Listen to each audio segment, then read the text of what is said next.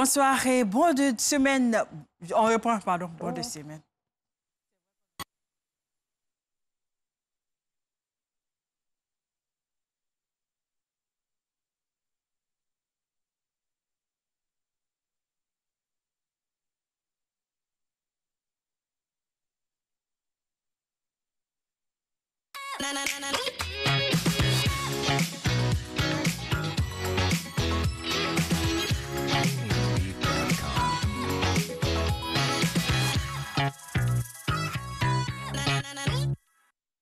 Bonsoir à tous et merci de nous suivre sur RT1 pour ce JDS 439.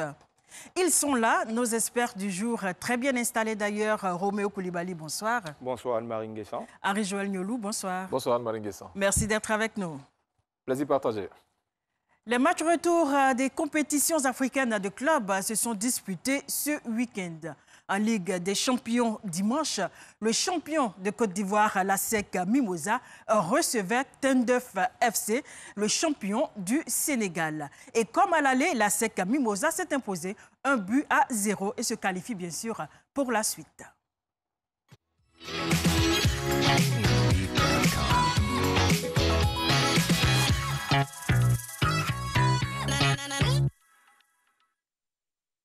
Diakité Oumar et Konaté Karim, deux attaquants qui vont peut-être permettre à la SEC Mimosa de retrouver la phase de poule de la Ligue des Champions qu'elle n'a plus connue depuis 2019. Les deux jeunes joueurs formés à l'Académie Mimo Sifcom ont permis au club jaune et noir de vaincre pour la deuxième fois le champion du Sénégal, Tenguet FC, maître de la possession du ballon dans ce deuxième duel.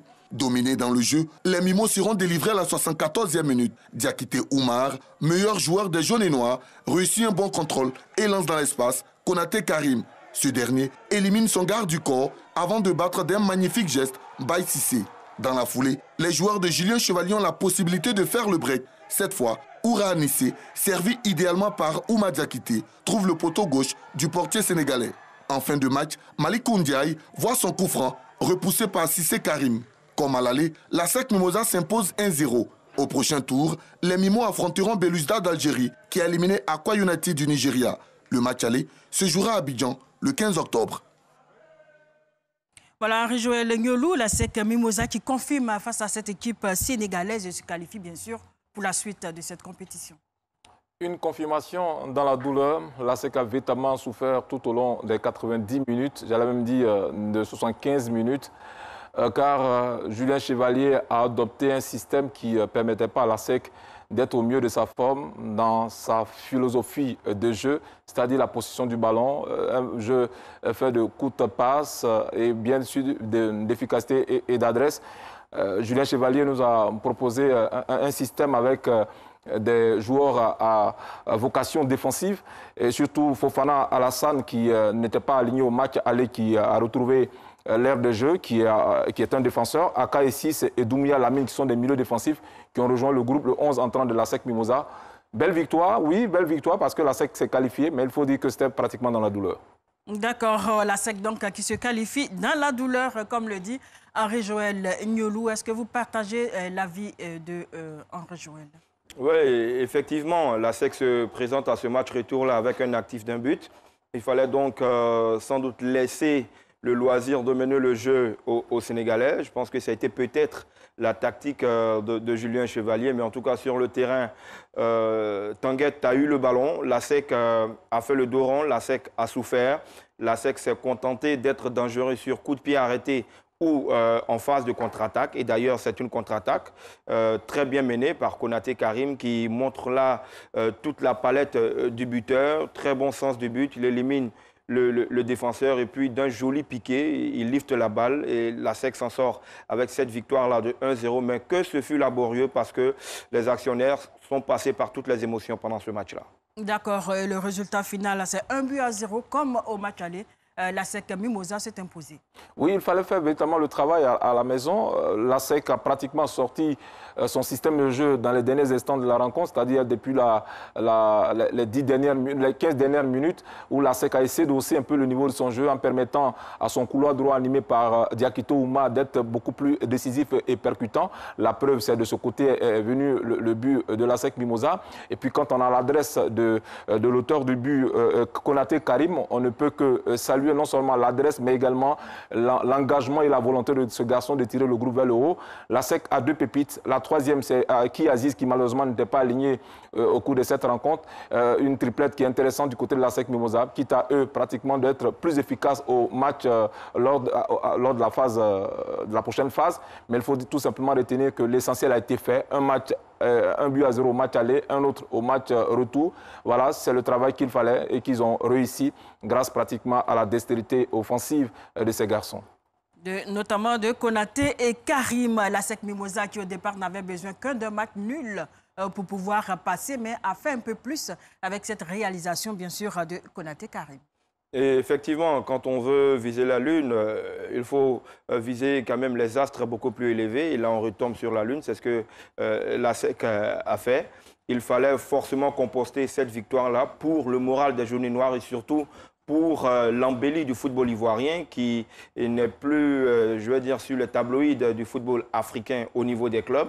Il fallait forcément composter cette qualification et la SEC l'a faite, surtout avec cette victoire. C'est vrai qu'au milieu de terrain, Essis et Doumbia ont eu fort à faire face je veux dire, au défi physique imposé par les joueurs de Tanguette, parce qu'il y a eu Malik Ndoye et Pape Walin Ndiaye qui ont écopé d'un carton jaune. Ça voudrait dire que le match a été très physique dans l'entrejeu.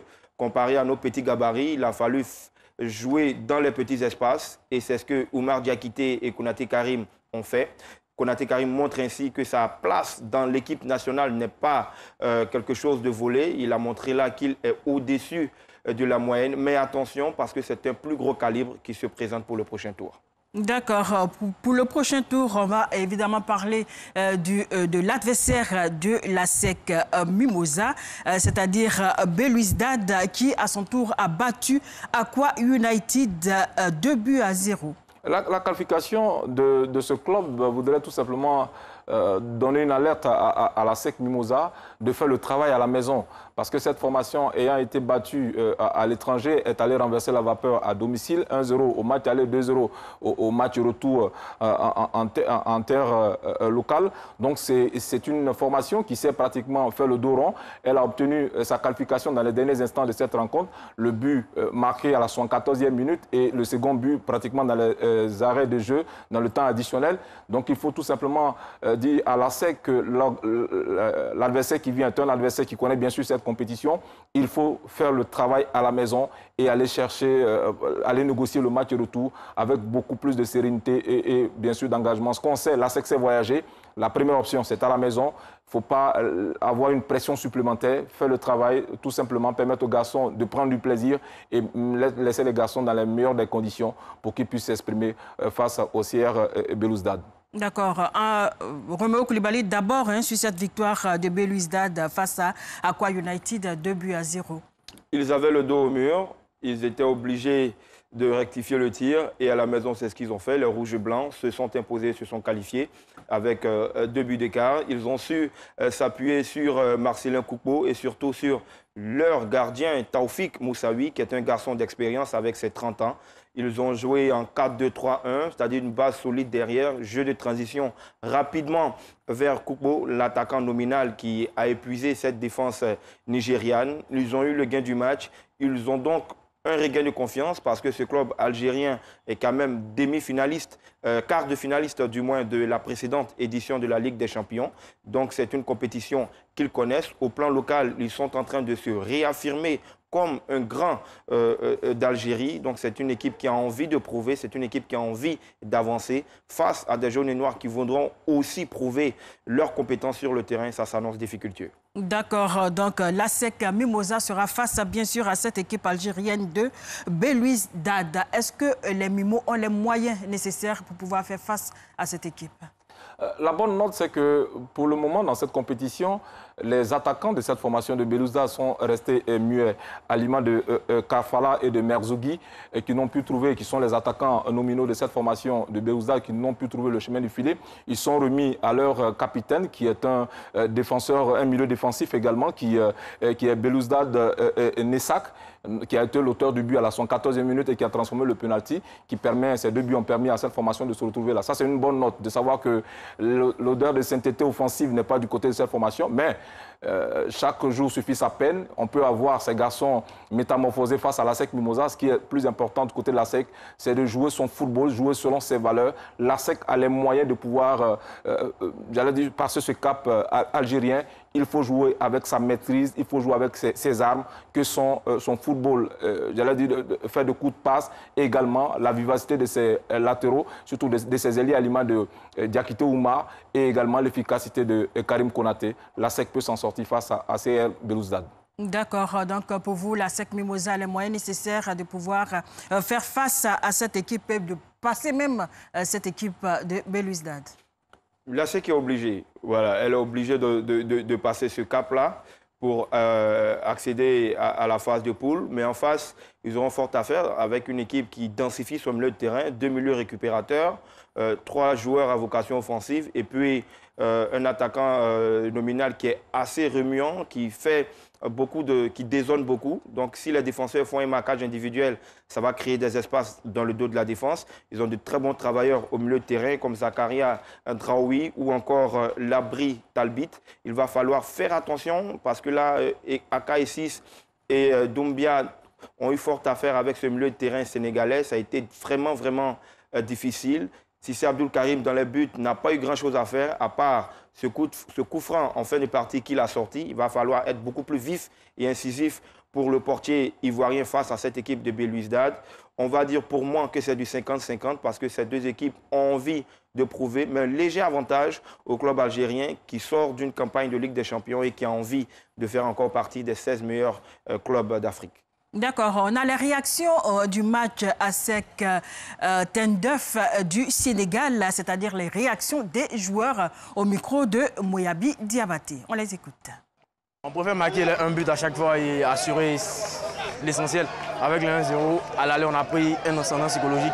Et ici, au retour, on met encore 1-0, ce qui nous permet de nous qualifier. Ça fait plaisir, on est heureux, mais c'est pas encore fait. On passe le premier tour.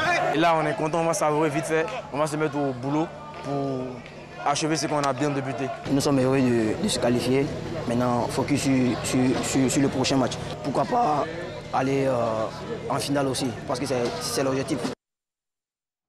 Voilà, c'est bien de se qualifier. Maintenant, ils sont focus sur le prochain match. Ils sont focus sur le prochain match. Vous avez vu tout à l'heure dans l'intervention de ces deux garçons, c'est pratiquement l'état d'esprit qui a fait la différence. L'ASEC avait un état d'esprit, une ascendance psychologique, non seulement grâce à sa première victoire, en terre sénégalaise, mais également dans le contenu, surtout face à l'efficacité des Sénégalais. Ce qu'il faut éviter, c'est de mettre l'adversaire dans les meilleures conditions, c'est-à-dire avoir confiance en soi. Parce que quand on n'a pas la maîtrise du ballon, l'adversaire prend plaisir à pouvoir dicter sa loi. Si vous avez face à vous une équipe qui sait jouer avec des attaquants qui ont soif de but et qui sont très adroits, vous ne faites que constater les dégâts. Donc pour l'ASEC, voilà, les garçons sont dans un bon état d'esprit, quitte à eux de rentabiliser cela sur l'herbe de jeu et permettre à l'ASEC de remporter cette première manche de la façon la plus singulière, c'est-à-dire marquer un score aussi large, permettre à l'ASEC de voyager tranquillement. Les garçons sont aux aguets, ils sont très confiants. On espère que cela va porter chance à l'ASEC Mimosa. D'accord. Notre reporter Moyabi Diabaté a également tendu son micro aux différents entraîneurs. On va les écouter maintenant. Il y a toujours des regrets quand on perd un match. Il y en a toujours. Après, il faut analyser, il faut voir voilà, les points à améliorer parce que forcément, il y en a. Il y a aussi des points positifs. Tout n'est pas négatif. Et continuer à travailler pour revenir l'année prochaine. Dans la maîtrise du jeu aussi un petit peu supérieure à nous, qui nous ont contraints à reculer. Donc il fallait être bien organisé, bien discipliné, mais on savait aussi que ça allait nous offrir des espaces à utiliser. On a eu un peu de difficulté en première période à bien les utiliser, mais au fil du temps du match, ça s'est ouvert encore un peu plus. Et sur l'ensemble, je dirais qu'on a énormément de belles situations offensives dans le jeu. Pour une équipe comme nous, où on vient avec une jeunesse et un manque d'expérience en Coupe d'Afrique totale. On a un adversaire qui a joué 10 matchs la saison dernière en Coupe d'Afrique. Nous, on était à notre deuxième match ce soir et au premier la semaine dernière, donc 2 victoires, c'est très bien. C'est à féliciter. Maintenant, il faut qu'on continue à progresser pour essayer de faire mieux et on sait qu'on aura un prochain tour difficile. Mais on va l'aborder avec la même volonté et le même état d'esprit. Voilà un peu de regret du côté du club sénégalais, bien sûr, avec cette défaite.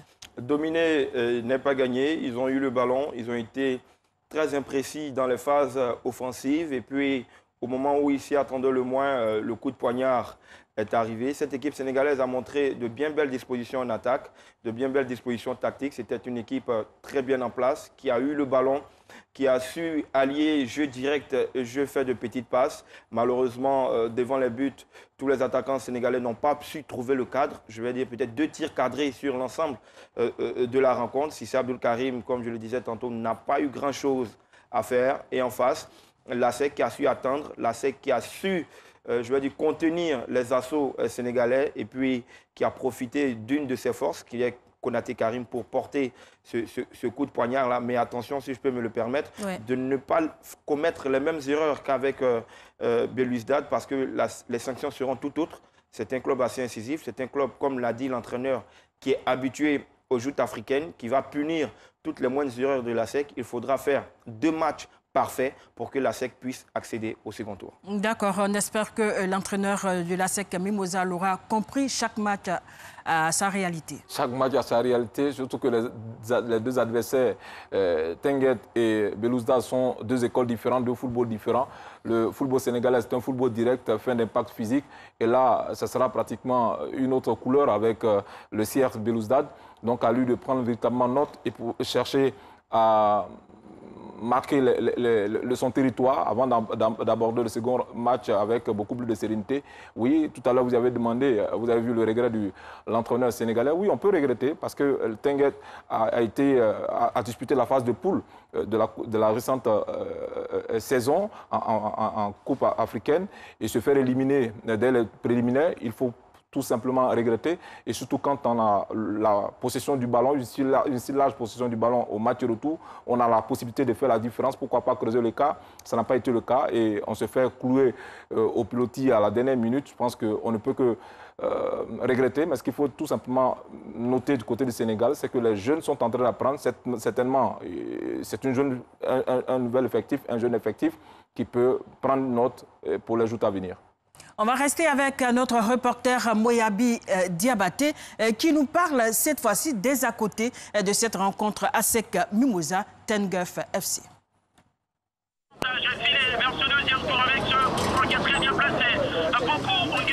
Nous sommes arrivés, on a effectivement constaté que vraiment il y avait un huis clos. Puisque la décision vient de la CAF. On ne peut rien. Nous sommes là, nous attendons le résultat final de notre club, qui est l'ASEC Mimosa. J'espère qu'on aura un bon résultat.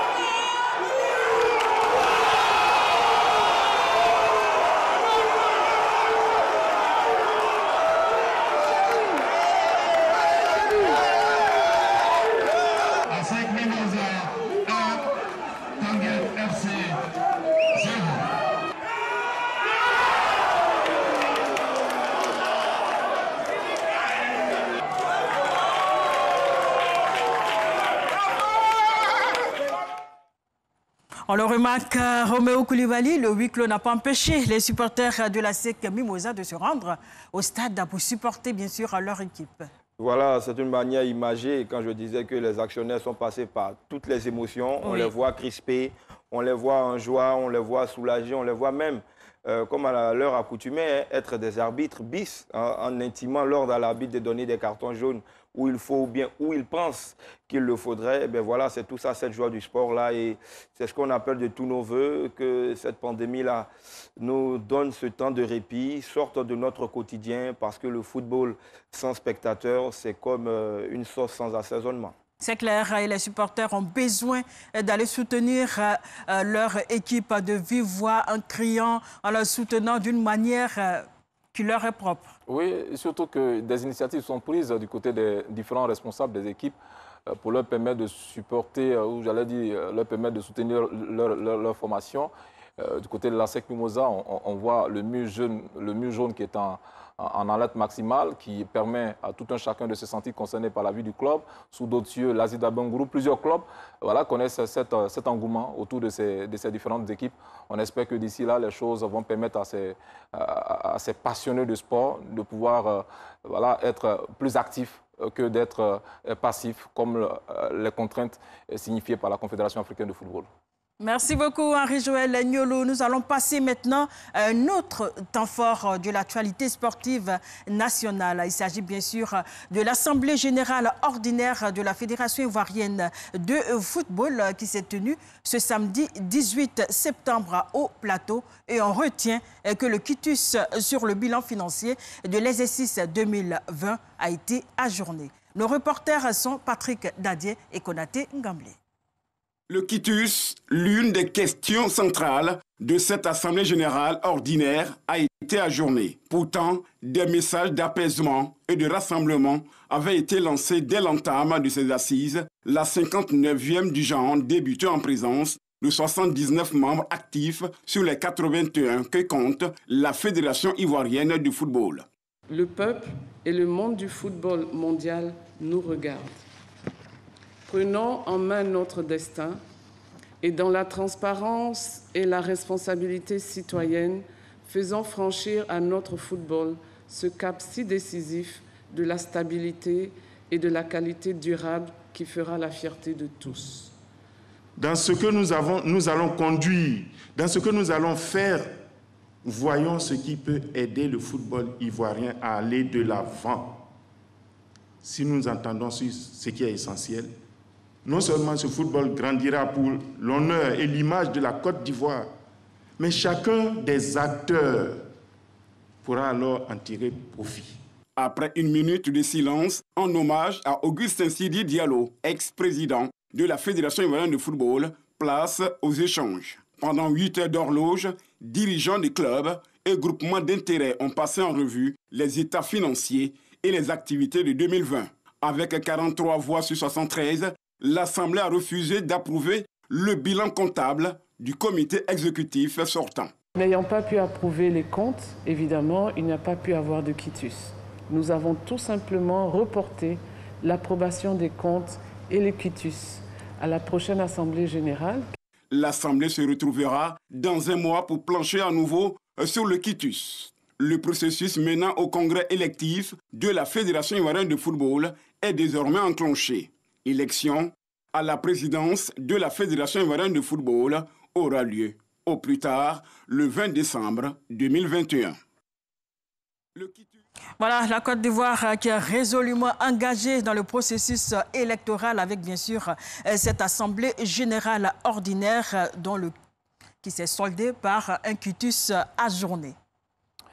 Je me pose depuis quelque temps la question de savoir si pour le second rassemblement qu'il n'y ait pas de quitus, quelle sera l'attitude à adopter. Ce qui me marque également, c'est le ton souhaité par Mme Gabala, celui le bon ton, parler de l'union sacrée autour du football ivoirien. C'est avec beaucoup d'émotion que nous vivons ces moments, cette période du football ivoirien. Il faut dire tout simplement que le ballon ivoirien a un tournant important de son histoire. Que faut-il faire? Est-ce qu'il faut sanctionner? Est-ce qu'il faut pratiquement passer à un autre cap? J'ai vraiment pas envie d'être à la place de ces différentes surtout de ces différents responsables qui gèrent aujourd'hui le football ivoirien. Mais ce qu'il faut retenir, c'est qu'on doit penser à l'avenir du football ivoirien. Hier, c'était hier, aujourd'hui, pensons à demain. Que faut-il faire? Il faut tout simplement parler le même langage, essayer de taire un peu nos divergences, penser à ces footballeurs qui ont besoin de tranquillité, un environnement sain, propice au développement de notre football. Je pense que ce sont des facteurs qu'il faut pratiquement développer. Pour moi, qu'on ne donne pas quitus aujourd'hui. Madame Gabala, je pense qu'on attendra de voir ce que va nous proposer le comité de normalisation. Pour moi, il faut tout simplement parler le même langage et passer à autre chose pour qu'on puisse partir aux élections et permettre aux acteurs de se retrouver dans un cadre plus légal, voilà, avec un comité directeur, un comité exécutif de la Fédération ivoirienne de football pour asseoir les bases de notre football qui en a véritablement besoin. D'accord. Avant de passer à autre chose, bien sûr, Roméo Koulibaly, vous allez vous prononcer sur le quitus du bilan financier de l'exercice 2020 qui a été tout simplement ajourné parce que les clubs, la majorité des clubs l'ont voulu. Oui, la majorité des clubs l'ont voulu, hein, 43 sur 73. Comme Mme Gabala l'a dit, légalement, il ne pouvait pas, le commissaire aux comptes a émis certaines réserves parce qu'il s'agit bien de donner quitus à une gestion qui n'incombe pas au comité de normalisation, puisqu'il s'agit du bilan de la dernière année de gestion du bureau exécutif sortant. Donc il y a eu certaines incongruités qui remontent même, selon les dires, il y a 15 ans en arrière. C'est plusieurs incompréhensions ou incompatibilités de chiffres qui nous amènent à cela. Et les clubs ont décidé de donner du temps à la commission d'audit du CNFIF, de voir du comité de normalisation de la FIF pour voir un peu plus clair. C'est ce qui a été décidé. On attend. Vous savez que l'argent, c'est le nerf de la guerre. Ce qui a créé cette crise, pour moi, qui démarre avec le GX et tout, c'est bien sûr les questions des rétributions financières au niveau de notre football. Donc il faudra faire table rase sur tout ce qu'il y a eu dans le passé pour bâtir sur du neuf. Et si on ne règle pas ces incompréhensions-là, on n'aura rien fait. Le comité de normalisation aura séjourné à la Maison de Verre gratuitement. La seule chose positive, c'est que tous les acteurs du football se sont parlé avec le bon ton, se sont réunis. On a vu des sourires, on a vu des rires, même s'ils étaient de circonstances et de façade. Ce qui est sûr, il y a eu une ambiance bon enfant. Maintenant, il s'agit d'avancer, de mettre le pied dans le plat, de taper là où ça fait mal, parce que c'est ce qu'il faut pour guérir le football ivoirien. Et comme le demande la présidente du comité de normalisation, prenons en main notre football. Nous devons prendre véritablement en main notre football. Personne ne le fera à notre place. Le football ivoirien a besoin d'une solidité au niveau de sa base, que le langage parlé par tout un chacun soit, j'allais dire, de consensus et que nous puissions voir dans la même direction. On peut ne pas partager les mêmes visions, les mêmes ambitions, mais avoir la même sensibilité, celle de permettre à notre Côte d'Ivoire, à notre pays, d'avoir des équipes fortes, voilà, un championnat fort et que nous puissions revenir aux 4 places au niveau des différentes compétitions africaines. Sincèrement, on en a besoin, que vivement les solutions soient trouvées, que chacun fasse son mea culpa, parce que nous sommes tous fautifs de tout ce qui arrive aujourd'hui, mais pensons à l'avenir, parce que l'avenir en a véritablement besoin, a besoin de cette solidité et surtout de cette union sacrée autour de notre ballon rond. Alors, le directeur de cabinet du ministère des Sports, M. Ala Yao, lui demande que tout le monde aide le football ivoirien à, bien sûr, à aller de l'avant. Il faut mettre les égos, les intérêts personnels de côté pour privilégier ce qui réunit tous. L'idiome même de tous ceux qui sont assis là, c'est bien sûr le football. Tant qu'il n'y a pas de compétition au plan national, la Fédération ivoirienne de football n'a pas de raison d'exister. Voilà, donc il faut éviter qu'on revienne à ces délais exceptionnels qui ont favorisé les compétitions tant en Ligue 1 qu'en Ligue 2 et même en D3 pour éviter les différents recours qui ont été posés, qui sont encore posés dans certaines compétitions. Il faut un calendrier normal avec du temps de compétition dans les jambes pour permettre à nos équipes d'être compétitives au plan africain, de permettre aux joueurs du championnat national d'être rétribués à leur juste valeur, de permettre aux compétitions d'aller à leur fin dans de bonnes conditions et surtout que le bon ton règne. une fois qu'un nouveau président sera élu. Mais comme je le dis, pour arriver à cela, il faut taper là où ça fait mal. Il faut dire ce qu'il y a à dire. Il y a beaucoup de supputations, il y a beaucoup de choses qu'on entend. Il faut trancher dans le vif pour que toutes ces rumeurs soient vérifiées ou infirmées afin qu'on puisse avancer. D'accord, rendez-vous a été pris pour le mois d'octobre. On espère qu'à partir de là, les choses vont bouger véritablement. Effectivement, on espère que d'ici là, les choses vont aller dans le sens de la marche. Pourquoi pas permettre même aux différents responsables des clubs d'avoir accès aux chiffres et afin que les choses se fassent dans la clarté, que chacun ait son mot à dire, que les chiffres annoncés permettent à tout un chacun de pouvoir dire un mot. Et on attend le mois d'octobre, pour moi, qui est un mois, surtout une date importante pour qu'il y ait une sérénité absolue avant d'atteindre l'étape des élections. D'accord, on l'espère. On rappelle que l'Assemblée générale ordinaire de la Fédération ivoirienne de football s'est tenue ce samedi 18 septembre au Plateau. Et le quitus sur le bilan financier de l'exercice 2020 a été simplement ajourné pour le mois d'octobre.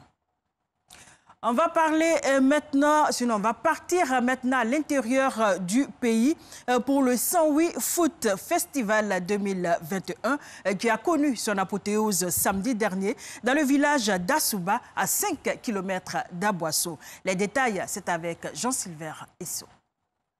Grâce à son excellent portier, Daniel, Espoir FC de Niamiekro s'adjuge le trophée de la 5e édition du Saint-Louis Foot Festival au terme de la séance fatidique des tirs au but 5-4 face à Koudous Fofana FC de Babadougou en bleu. La rencontre a été rude et laborieuse pour les deux formations qui n'ont pu inscrire le moindre but au terme du temps réglementaire malgré la belle ambiance du public. Cette édition était parrainée par Jean-Louis Moulot, maire de la commune de Grand Bassam, et a connu la participation de 10 équipes. Il est bon de toujours rassembler les jeunes pour créer la cohésion et l'entente entre eux. Lorsque vous organisez un tournoi et que tout se passe dans de très bonnes conditions, sans violence, dans un esprit de fair play, il faut s'estimer heureux. Et donc sur ce plan-là, nous pouvons dire que l'objectif a été atteint. Par cette initiative, la plateforme Cœur de Foot vise à intensifier la promotion de jeunes talents footballeurs dans le département d'Aboisseau.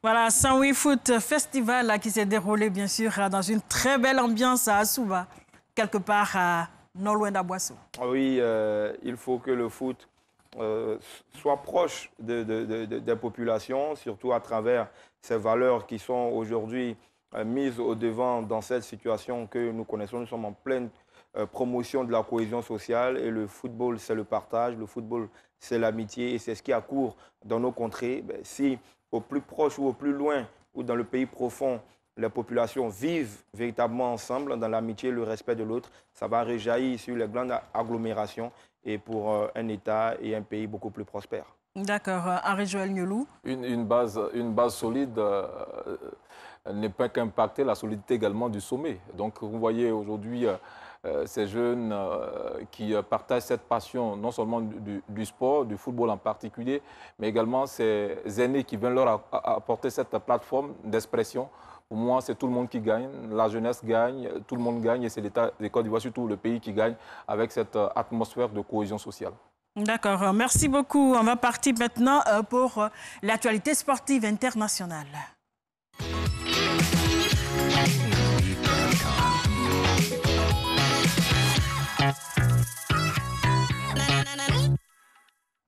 L'afro-basket féminin a débuté le samedi 18 septembre à Yaoundé. C'est au Cameroun. La Côte d'Ivoire a fait une belle entrée en lice face à la Tunisie, 69-49.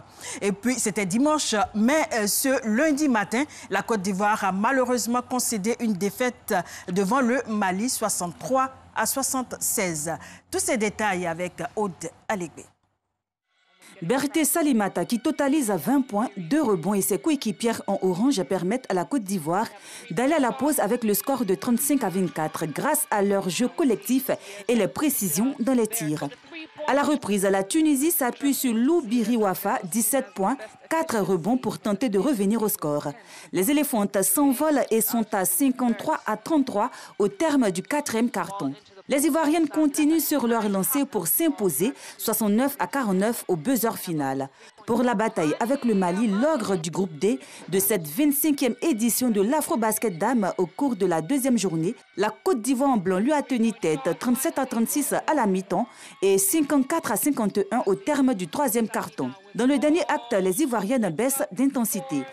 Les Maliennes enchaînent les tirs à 3 points et l'emportent 76-63. Voilà, la Côte d'Ivoire qui commence bien donc cet Afro-Basket face à la Tunisie, 69-49. Oui, une belle entame de compétition des Ivoiriennes qui vengent les garçons dans ce duel, hein, parce que la Tunisie avait empêché les hommes de revenir ici avec le la trophée. Médaille d'or. Oui. Mais malheureusement, ça n'a pas été le cas. Mais pour les filles, il faut tout simplement dire que elles avaient mis en marche l'opération médaille pour la Côte d'Ivoire, avec bien sûr cette victoire face aux Tunisiennes. Et cette victoire a vu la belle dynamique de Berté Salimata, de Kani Kouyaté et autres. Mais aujourd'hui, le résultat enregistré face au Mali nous jette un peu, j'allais dire, le froid dans le dos, parce qu'on espérait une victoire de la Côte d'Ivoire pour compter avec nos éléphantes lors de la phase des quarts de finale. Mais non, elles ont bien dominé le match jusqu'au troisième quart-temps. Le troisième quart-temps, il y avait 54-51 face au Mali. Et le dernier quart-temps était pratiquement dominé par les Maliennes. Certainement, pour moi, au vu de ce match, elles n'avaient plus de ressources physiques face aux Maliennes et qui ont adopté une stratégie de tir à 3 points qui leur a réussi. Et malheureusement, les Ivoiriens sont tombés les armes à la main face à cette formation malienne, comme l'élément le signifiait, qui est l'ogre de ce groupe D. Pour moi, il n'y a pas encore lieu de baisser les armes. Il y a encore une autre rencontre qui leur sera proposée en vue d'obtenir le ticket pour pourquoi pas le quart de finale. D'accord. Romain Koulibaly, la Côte d'Ivoire, sinon les Ivoiriennes qui commencent très bien face à la Tunisie, mais qui malheureusement ont été stoppées net par le Mali. Face à la Tunisie, on a vu une très belle équipe de Côte d'Ivoire, une équipe solidaire, une équipe en jeune qui a concédé très peu de fautes et qui a été souveraine dans la raquette, ce qui nous offre cet écart de 20 points parce que contrairement aux hommes, les Tunisiennes ne sont pas au même niveau d'intensité et d'efficacité au niveau du basketball. Mais là, face au Mali qui a terminé 2 fois de suite 3e de la compétition, qui est 41e au niveau mondial, qui recevait la Côte d'Ivoire 55e au niveau mondial. Il y a 14 paliers de différence et ces paliers-là ont été constatés lors de cette rencontre. Même si Laetitia Saé, Kani Kouyaté, Salimata Berté ont un tant soit peu essayé de donner de l'espoir à cette population ivoirienne, elles sont tombées sur des joueuses maliennes expérimentées comme Djenemba Ndiaye, auteur de 23 points, Mariam Koulibaly, 12 rebonds. Ça a été difficile dans la raquette parce que les joueuses maliennes culminent à 1m90, 1m92, alors que notre joueuse la plus grande fait 1m88. Donc ça veut dire qu'au niveau des rebonds, tant défensifs qu'offensifs, on a souffert. Et bien dans les 4 dernières minutes du 4e quart-temps, la Côte d'Ivoire a baissé pavillon, le Mali est passé devant. On n'a pas à rougir parce que ce sont des favorites à ce tournoi. On a encore une chance d'accéder au quart de finale. À nous de bien négocier ce tour de cadrage ou de rattrapage pour terminer parmi les 8 meilleures, au moins les 8 meilleures équipes féminines d'Afrique. C'est vrai que la Côte d'Ivoire a également eu toujours des difficultés devant cette équipe malienne. Beaucoup de difficultés face à ces Maliennes qui sont des habitués à ce rendez-vous au continental. Pour moi, une bonne préparation des Ivoiriennes aurait permis à la Côte d'Ivoire de tenir tête à ces Maliennes avec cette préparation précaire. Regardez comment de fois elles se sont battues jusqu'au 3e quart-temps. Donc, manquant de préparation, manquant de ressources financières, vous ne pouvez pas, j'allais dire, renverser la vapeur face à une très belle formation du Mali, comme je le disais tout à l'heure, qui est une habituée de ce rendez-vous continental. Donc, pour moi, c'est là la différence. Pas que nos Ivoiriennes ne sont pas à la hauteur, si elles sont à la hauteur, mais au niveau des ressources physiques et la préparation, ça n'a pas été du tout aisé pour les nôtres. Est-ce qu'on va encore poser le problème de préparation à cet afro-basket féminin? Ah oui, on va poser le problème de préparation. Si les garçons ont eu la chance de se préparer au Maroc, de faire une pige en Tunisie avant de rejoindre Kigali, ben, l'essentiel de notre préparation à nous s'est déroulé du côté du Palais des Sports de Treichville. Comparaison n'est pas raison, mais regardez l'effectif de la Côte d'Ivoire, nous avons 2 joueuses pro seulement, Jefferima Ouattara et Kani Kouyaté qui évoluent du côté de l'Europe. Mais l'ossature ou bien l'essentiel de l'équipe malienne est professionnelle. Elle nous arrive de l'Espagne, de la France et même des États-Unis. Donc quand vous rencontrez des joueuses de cette trempe-là qui ont l'habitude de jouer la Pro A, la Pro B, qui ont l'habitude de jouer l'Euroleague féminin du côté de l'Europe, quant à nos demoiselles qui n'ont que pour se jauger les matchs du championnat national, à qui on ajoute 2 renforts de l'Hexagone, vous voyez que le niveau n'est pas pareil. Cela pose également et effectivement le problème de la préparation. Elles vont avec leurs armes, qui est la passion de leur sport, qui est l'abnégation pour défendre le drapeau ivoirien, mais souvent l'amour ne suffit pas. Il faut aussi beaucoup de talent et je pense que là, nous avons été surclassés par le talent des Maliennes. Comme je le dis, on n'a pas à rougir, on va apprendre de cette défaite, surtout se reposer parce qu'il y a eu beaucoup de débauches d'énergie face aux Tunisiennes et voir l'adversaire qui nous sera proposé pour accéder en quart de finale. D'accord. Face au Mali, je rappelle le score 63 à 76. 63 à 76, faites le calcul. Voilà, le calcul est là. Près d'une quinzaine de points d'écart. Ce qu'il faut retenir, c'est que la meilleure marqueuse de cette rencontre, c'est bien sûr l'Ivoirienne Laetitia Sayé, qui en a inscrit 24 points. Voilà, c'est tout simplement synonyme d'une belle équipe, d'un beau talent, d'un bel effectif, mais qui avait besoin pratiquement d'un travail en amont. Comme Roméo l'a signifié, on ne peut pas partir à une telle compétition en permettant à ces jeunes-là de s'entraîner au Palais des Sports sans pouvoir... En faisant de l'à peu près. En faisant de l'à peu près, sans avoir au moins, j'allais dire, un indice de son niveau de préparation avant cette compétition, sans un match test. Elles sont livrées à elles-mêmes. Il y a une joueuse même de cette sélection qui est issue des OASU. Comme quoi, tout a été réuni pour que cette formation ivoirienne donne le meilleur d'elle-même. Mais malheureusement, sans préparation, on ne peut pas dicter sa loi à de tels ogres, à l'image du Mali, qui est un favori de cette grande compétition. D'accord. On espère, Roméo Koulibaly, comme vous l'avez dit tantôt, que la Côte d'Ivoire, malgré sa mauvaise, sinon sa préparation insuffisante, pourra faire bonne figure à cet afro-basket féminin. Pour moi, déjà, si la Côte d'Ivoire accède au quart de finale, ce sera plus que inespéré, parce que la Fédération ivoirienne de basketball fait beaucoup, mais elle est un peu trop esselée. Et voilà, avec plus de soutien, je pense que nos filles seraient dans de meilleures conditions. Elles ont la volonté, elles ont le talent.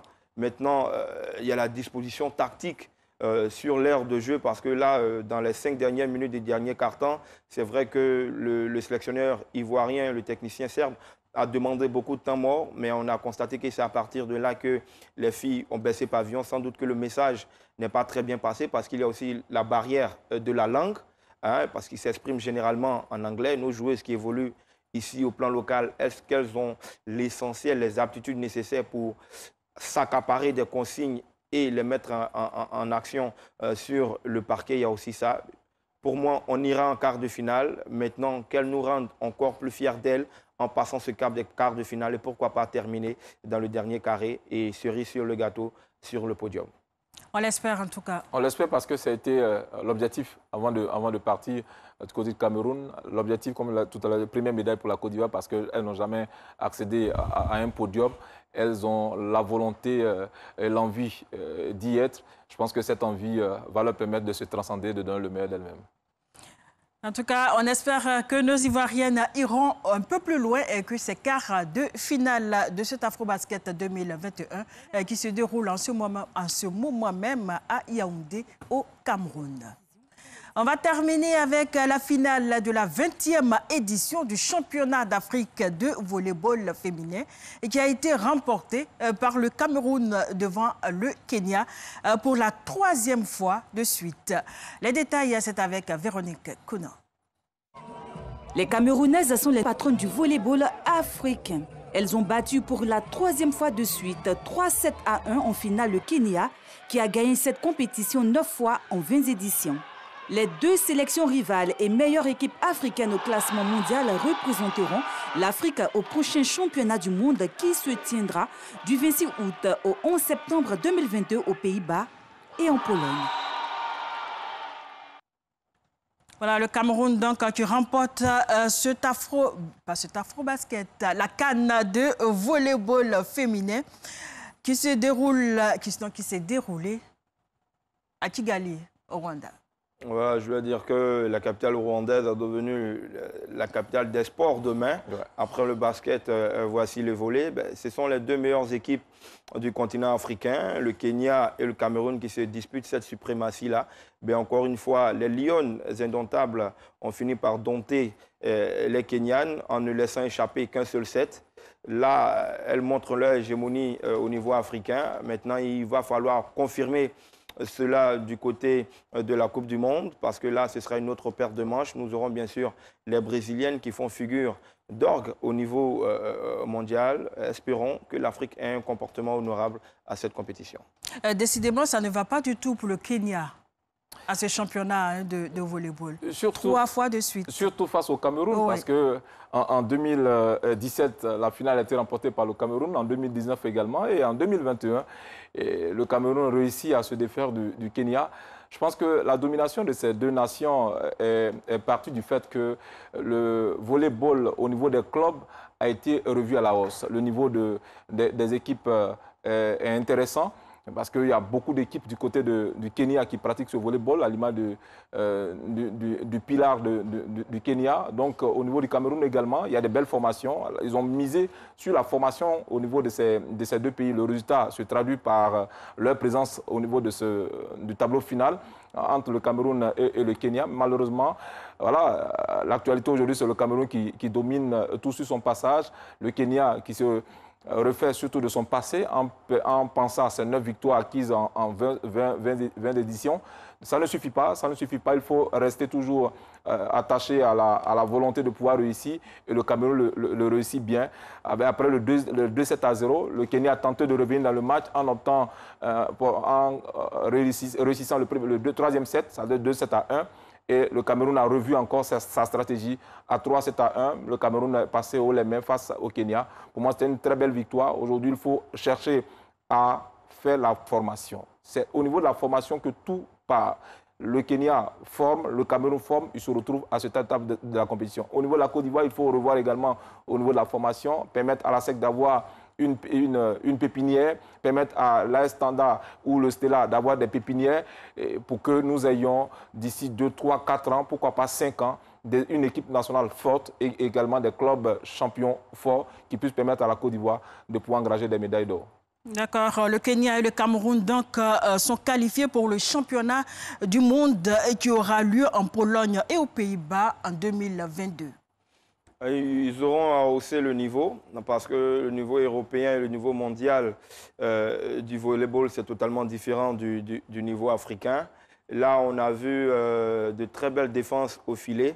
On a vu les Kenyanes un peu dépassées. Elles ont fait souvent rentrer deux jokers, mais malheureusement, deux libéraux du moins, mais malheureusement, ça ne s'est pas fait. Ça n'a pas suffi pour faire déchanter cette équipe camerounaise, très présente au filet, avec de très, très grandes joueuses qui avaient de l'envergure lorsqu'elles montaient au filet, ce qui a déprogrammé tout le système de jeu des Kenyanes. Mais là, comme je le disais tantôt, en Coupe du Monde, c'est un autre level, c'est un autre niveau, c'est une autre paire de manches. Quand vous avez des équipes comme l'Espagne, comme les Pays-Bas, comme la Pologne, comme le Brésil, qui fait figure vraiment d'épouvantail dans cette compétition. Il va falloir hausser le niveau, il va falloir aussi renforcer l'effectif s'il le faut, parce que c'est vrai que l'essentiel de ces joueuses-là évoluait au niveau local, mais là, puisque nous allons en Coupe du Monde, il va falloir prospecter. Il y a 1 an de latence, il faut donc que les 2 sélections prospectent au niveau de l'Europe pour étoffer ces équipes-là, faire d'énormes regroupements pour que cette vie ensemble, cette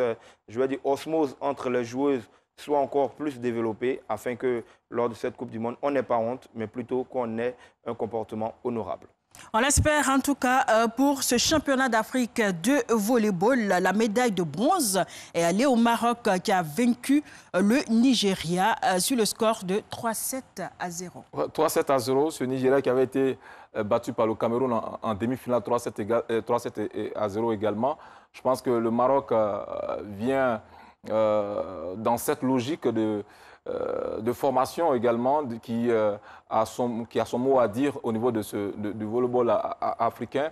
On reconnaît ces formations au niveau des clubs, des ligues, des clubs de champions qui également se distinguent de la meilleure des façons. Mais le regroupement, surtout l'équipe nationale, c'est une autre réalité. Si en club, ça fonctionne avec 1 ou 2 clubs. En équipe nationale, il faut créer cette osmose entre des joueuses venues de plusieurs clubs. Pour ce rendez-vous, ça n'a pas été tout facile pour cette formation marocaine, mais heureusement qu'elle repart avec la médaille de bronze face au Nigeria. Le Nigeria qui n'est pas un ogre de cette discipline, heureusement pour les Marocaines qui ont réussi à se défaire de ce vis-à-vis. Mais ce qu'il faut noter également au niveau de cette compétition, il y a eu un fait majeur, c'est que la formation du Rwanda a fait venir 4 joueuses du Brésil. Et ces dernières ont participé à cette compétition. Et finalement, la Confédération africaine et également la Confédération mondiale ont épinglé ces dernières. Et le Rwanda a été tout simplement disqualifié. Et il a fallu 72 heures, 48 heures d'arrêt. Et ils ont demandé aux autorités rwandaises tout simplement de continuer la compétition, même de se retirer. De retirer leur équipe, ce qui n'a pas du tout plu aux responsables du pays. Mais heureusement, les choses sont rentrées dans l'ordre. Le Rwanda a été retiré de la compétition. Heureusement pour le Cameroun et pour le Kenya, les choses sont allées jusqu'au terme. Chacune d'entre eux a répondu, surtout à empocher respectivement la médaille d'or et la médaille d'argent. D'accord. Le Rwanda, qui, je le signale, a menacé même de mettre fin à la compétition. Mais heureusement, comme le dit Henri-Joël Niolou, la raison est revenue. Ouais, je pense que ça a été... contre mauvaise fortune, bon cœur. Voilà. Est-ce que ces joueuses brésiliennes avaient obtenu la nationalité rwandaise? Est-ce que tout avait été fait dans les règles de l'art? C'est sans doute des équipes concurrentes qui ont eu à poser des réserves. Mais bon, c'est aussi ça, hein, quand on n'arrive pas à mener sur le parquet, on pousse un tout petit peu dans ce qui est loi, dans ce qui est règlement. Et je pense que malheur à la Fédération rwandaise de volleyball qui n'a pas pris tous les garde-fous avant d'engager ces 4 joueuses brésiliennes, parce que le sort de cette compétition aurait été tout autre, croyez-moi, si ces 4 joueuses avaient mené au terme de cette compétition l'équipe du Rwanda. Eh bien, bonheur en a été pour le Cameroun, pour le Kenya, qui continuent à être les fers de lance de cette discipline en Afrique. Selon la loi, hein, oui, surtout, rapidement. Il faut résider dans ce pays au moins 3 ans pour avoir la naturalisation, une fois pour de bon. Mais ces jeunes dames séjournaient depuis pratiquement 2 mois. Et donc, ce qui ne rentrait pas dans la ligne de la loi qui a été adoptée par la Confédération africaine de volleyball. Merci beaucoup à vous, Henri-Joël Niolou. Merci, Roméo Koulibaly. Merci à tous les techniciens, bien sûr, qui ont travaillé sur cette émission. Merci à vous, Madame Koné, pour la réalisation. Merci à vous, très chers téléspectateurs. On se retrouve demain pour un autre JDS.